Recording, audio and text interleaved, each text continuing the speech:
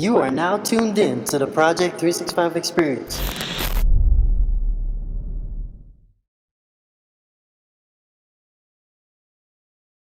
Hey, just do what you do. Hopefully, people can feel the vibes, the good vibes popping out of Right, this. right. Uh, Absolutely. we got Michael Jackman with us. Michael Jackman is head coach at Centennial College. He's also an elementary school teacher. So tell me a bit, how, in terms of coaching and being a teacher, how are things kind of together? How do things tie in together? Um, I think it's tying together because you're always coaching in some type of format, on Hmm. both levels, and teaching. And ties Hmm. in because, you know, on the teaching level, you're coaching up these young learners to be better critical thinkers and aware of their, you know, cultural, awareness of how the world and society works. And basketball, it's the same format. You're teaching some type of skill and life skill to grown men on, or I should say adult men, young adult men, on how to process things better on a day-to-day basis themselves, so they can be equipped once they're done school to, live a better life in society and for themselves, right? So it goes hand in hand, man. But it's on one point, I'm with young kids, and the other point I'm with older kids. So it's a good contrast for me personally as a as a as a as a person that's in this kind of role. So I appreciate what I'm doing, but it is a lot of hard work. But that's where I see that intertwined. To answer that question for you, you know what I mean? Hmm. We got the opportunities to hang out for a little bit at camp and Yeah, just get a sure. chance to bounce off of each other, bounce ideas off of each other, and just again, like you said, using basketball to help the next generation kind of grow in aspects that a lot of times they don't even pay attention to. Right, Talk to me, because we all know how important basketball is to certain kids. Talk right. about how things are when it comes to the social side. What kind of skills can players, athletes, not just basketball, but just athletes in general, can use when they're within team sports? Um, And like you said, like to wrap that question up, it's not only about basketball. I know we're talking about basketball right now, absolutely, but Hmm. wants to be involved in physical activity, wants to be a part of that social identity piece of, I'm active and I'm part of this, circle of people that are active as well. And what can come out of that is that social interaction piece, making new friends, meeting people with common interests, learning off each other. Big piece that, especially that, we're all trying to teach is that communication piece. Hmm. How can I, as a person, communicate who I am, but as well as communicate in the sport as well? And teaching this how to become your own leader.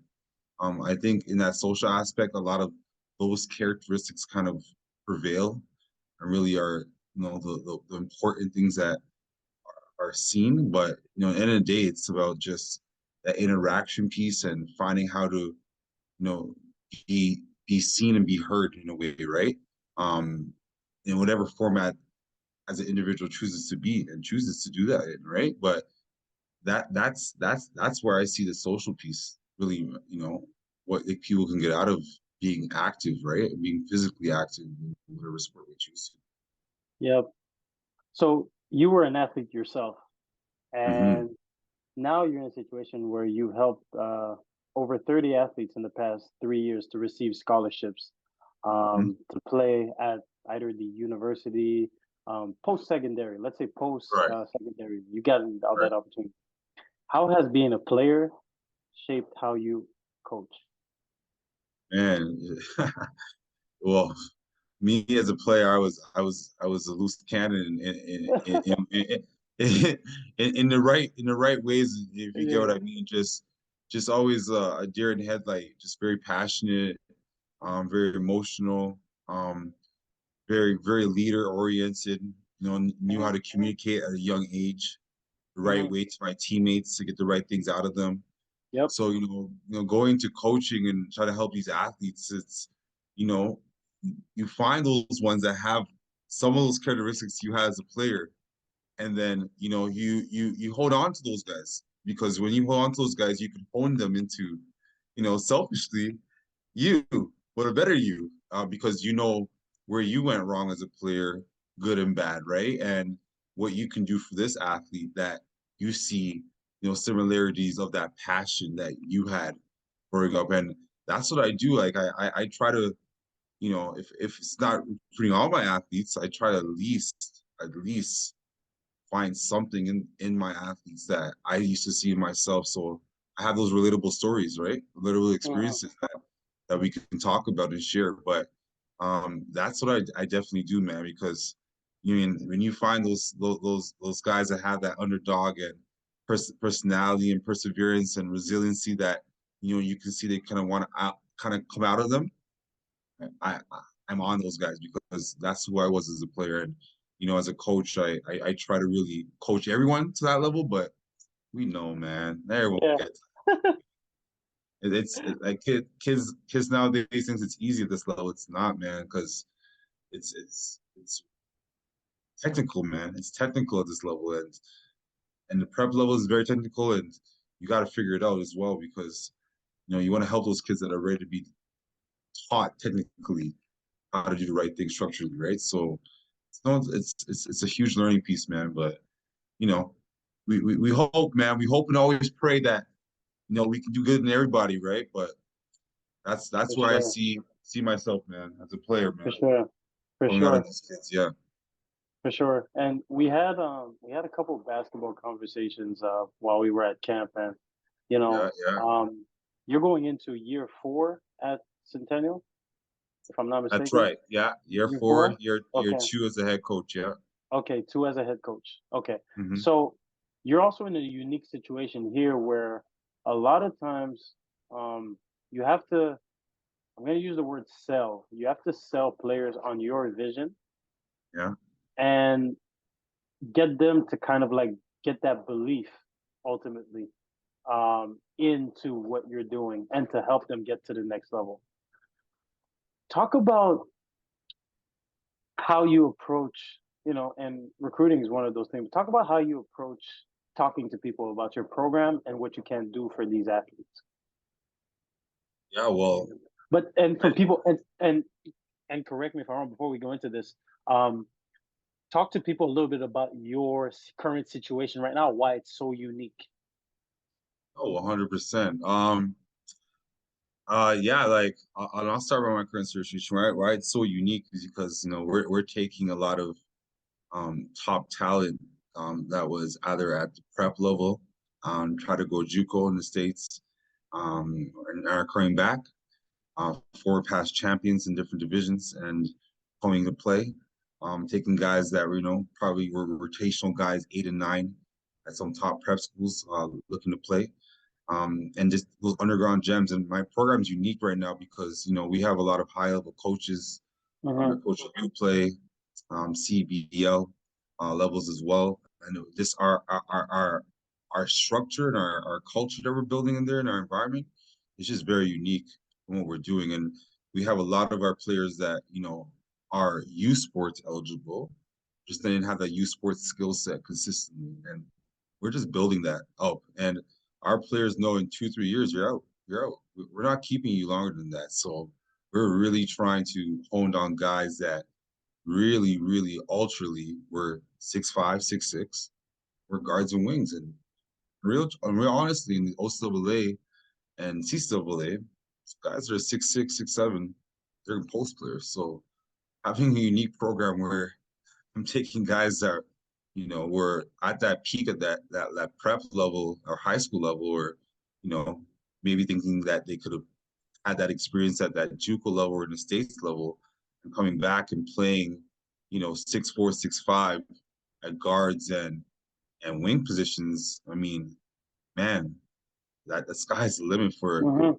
changing that culture of, thinking guys can only be one dimensional in this type of league. And I'm just hoping that, we can give our athletes that have that height right now that I'm talking about, and that exposure to play, professionally in youth sports and stuff, because we definitely have that talent.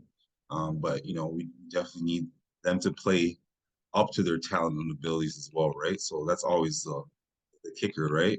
For But sure. for me, the selling point for me is it's knowing your process, man. Knowing your process. And once you talk to athletes about their process, having to understand that college isn't the end all and be all, it's just your stepping stone.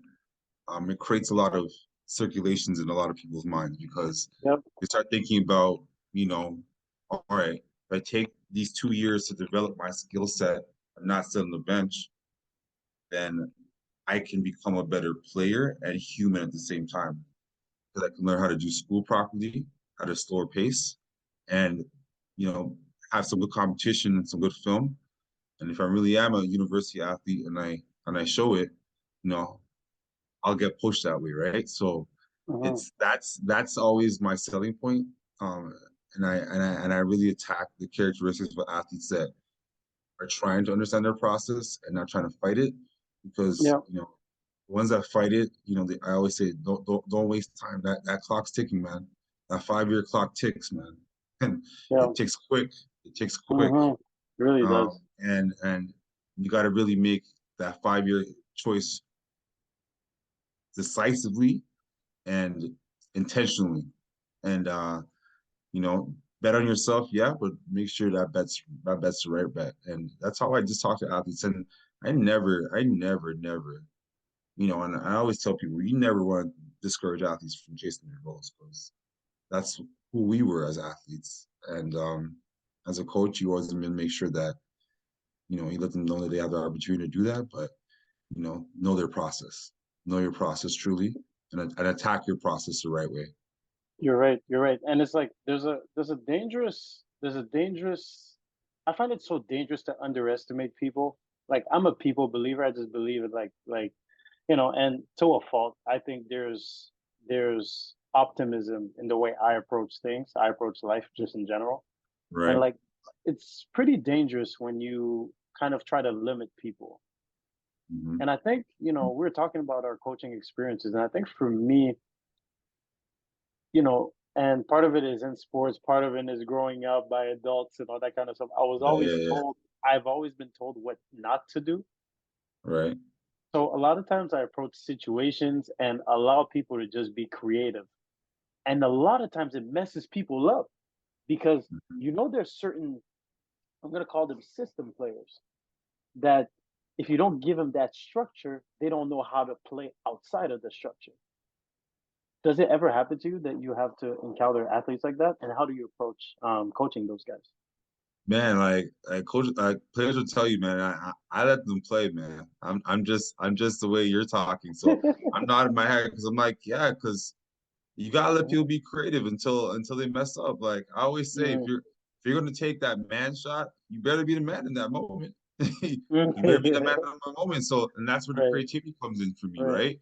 right. But for me, when I encounter players that try to be a little bit too creative, you go to stats. I'm very analytical, Mhm. and you just pull up their stats, you pull up their game film, and you just show them, the instances where they hurt us, instances where they hurt themselves on taking back possessions as well. So Mhm. for me, it's like you allow athletes to be creative, but you have the leashes on certain guys, that are being a little bit too creative from the Mhm. structure of the skeleton that you have on the spacing level, right? On what you're trying to Yeah. do and run. But man, nah, you gotta let people be creative, man. Yeah. You can't always come down and run plays, and when you're running, like, nah, you gotta let creativity shine, but you Mhm. also have to have a leash and our critical thinking point as a coach of who's being too creative for Right, you. You know what I mean? right, So yeah. right. So let's tie both of them together. You have your individual skill development for Hmm. each players, Hmm. and you have kind of like that structure, right? How do you tie both of them together? You just put them in environments where they're touching the ball, in first Hmm. and or second catches or end of shot clock, because um, people that have a good individual skill set, I found, you just can't let them just not be active within your structure, in your place. I mean, if their skill set's that good, then let's be real, put them in areas where they're going to flourish. If someone's good at slipping screens, if someone's good at knocking down corner threes, if someone's good at coming off curls, you know what I mean? If someone's good at ghost screens, flaring, like put athletes in areas where they're going to succeed, right? But the ones that are creative and really good, you need to make sure they Hmm. touch the ball, right? You make sure they Hmm. touch the ball. And you need to make sure as a coach that you emphasize that to your athletes and let let their games that are individually skill set match for your structure show. So everyone plays their role. But as we know, man, that has always happened. But at the end of the day, you have to always match it in positioning and spacing on plays and making sure that you put people in areas where they're meant to touch the ball in first second touches, and they're not meant to touch the ball and they're specialists in certain areas. That's what they're going to do. And Hmm. their hope is as a coach that you play your role, but you gotta match the skill set with your structure, right? And Right. that's what you figure out in the preseason and training camp, right? What is going to be Yeah. your structure? Who's going to touch the ball? That's exactly Yeah. what I'm doing now. I love it.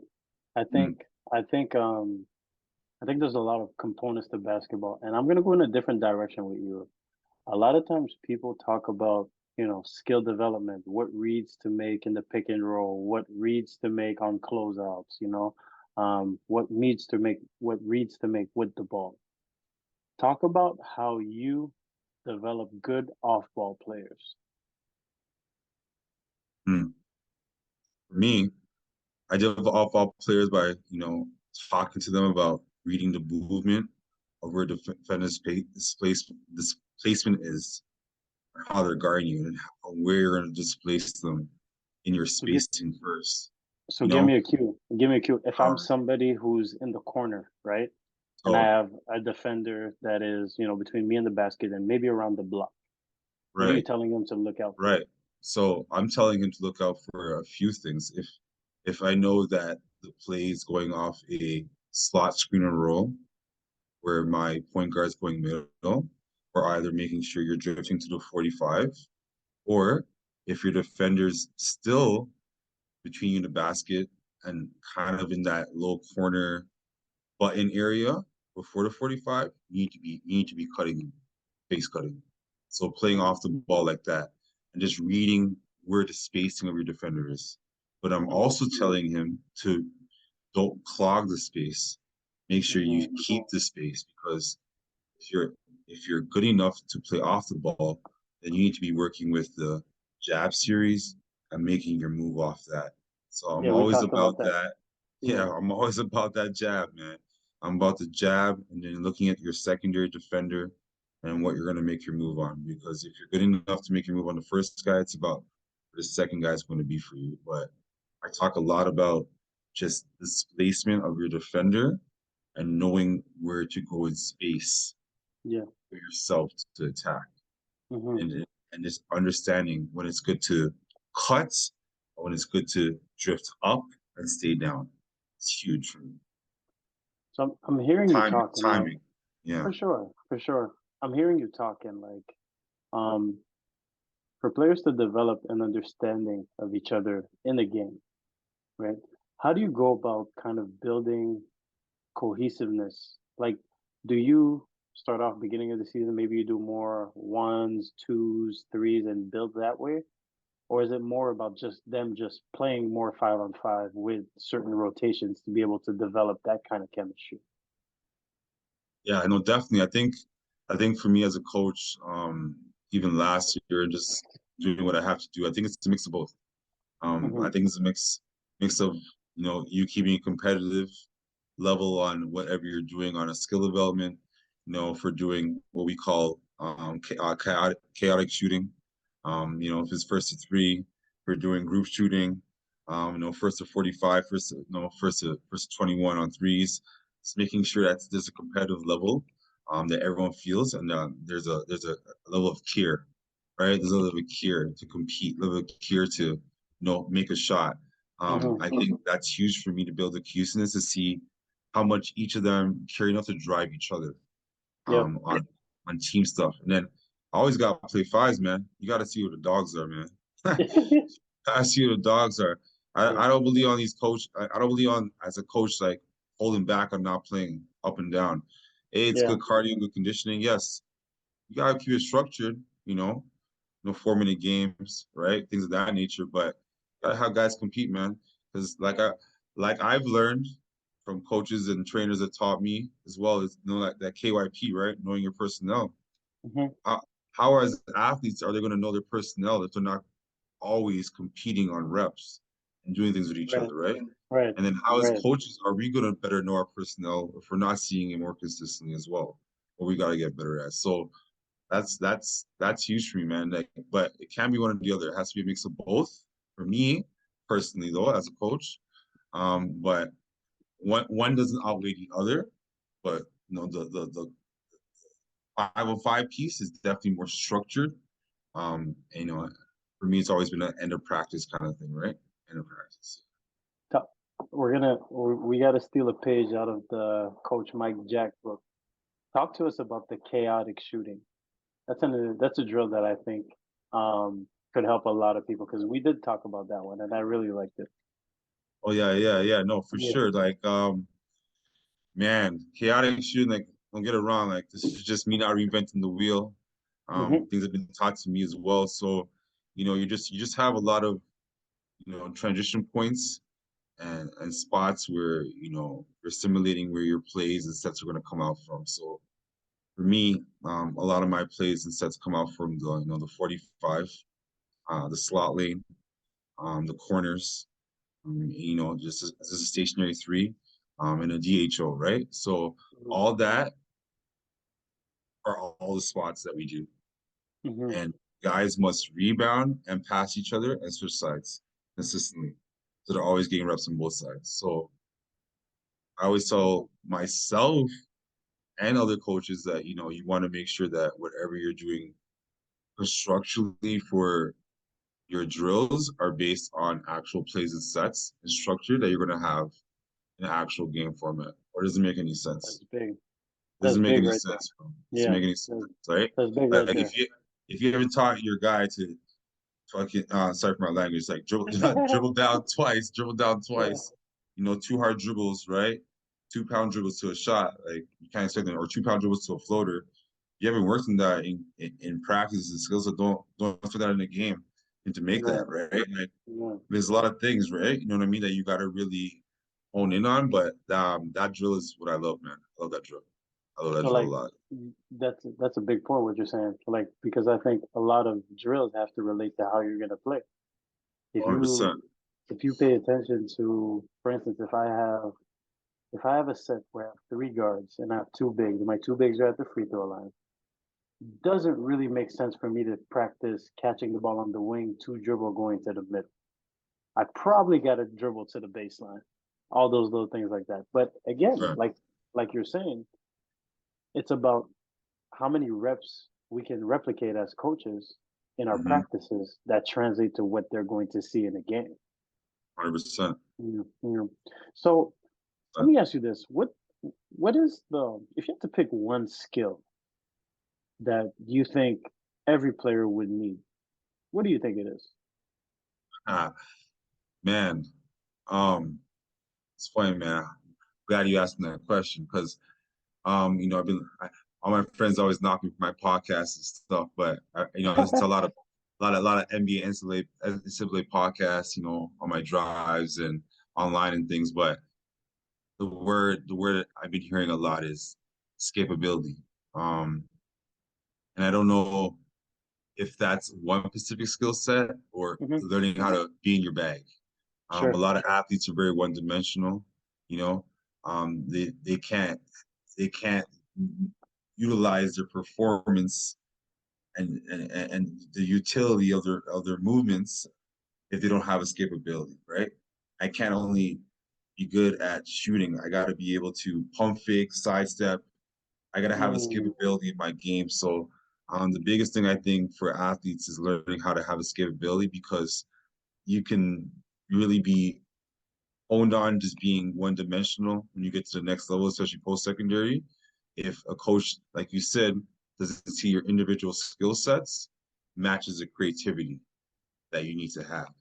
See how we yeah, get back to that now, right? yeah, Like that, yeah. right? I'm telling you, Right? I'm Right? telling you. But it's real though, right? So if you got to have a skippability, and that comes back to creativity, right? We Yeah. will allow our athletes to have creativity, but that creativity basically means, for me, the word escapability means Hmm. you have the ability to be creative and make a bucket, do Hmm. something, right? Yeah. Everyone has the ability to catch and shoot, right? Can I put through my legs twice, get to the load? Put through my legs twice, make a pass to Gretzky, to the one more. Like all those things and formats are a skill set that is not one word, but it's one word, but it's a bunch of things put together, right? That makes any sense, right? So Hmm. capability is my word. That's the word I'll use for a skill set. You gotta work on your capability as kids. Get in I your like that. bag. Get in your I like bag. that. I like that. Gratitude. So let me ask you this. If the Michael Jackman from um from high school walked Yeah. into your gym right now, having the same skill set that he had in high school, and he's talking to Mike Jackman, the coach, what would Mike Jackman, the coach, tell him? I, I would tell him, I would tell him definitely learn how to make reads, in the secondary offensive sets, and learn how to be better off two, right? In terms of using screens off two and making a play for others, because that's something that you definitely need to have at my height, at my skill set. The shooter growing up, so that was my thing. I hit threes, I hit shots, but making plays for others and doing all those other things was that word I'm using, right? Hmm. Having that escapability, being my bag a lot more at a younger age, probably could have helped me prosper. But that's Yeah. that's that's what I would that's what the coach would tell high school Mike right now for sure. Mike, I appreciate you. Where can people find you on Instagram or any social media? Anything you Yeah, want to plug no, in? yeah, no, for definitely. Yeah, and you guys, any of you, young kids or adults or parents that follow, this great young man on the other side there, Coach O. You guys can follow me at Centennial Men's Basketball. That's at least Centennial Sir. underscore men, MBB. And you can always follow me for any tips or just seeing things I've done in my past on the basketball realm at STLA underscore basketball. I still do training on the side and stuff, but I'm always there for advice and mentorship, because that's a greater sometimes that's a greater skill that you can Mm, give people. So that's yeah. what I'm here Ooh. for. But yeah, definitely STLA underscore basketball. Talk about before we end. Talk about mentorship just in general. Like, what are you able to bring to people, or how you've been using your platform just for mentorship? Because mentorship is a huge part of what you do, and you're really good at it. So I want you to plug to people and just talk about your approach to that.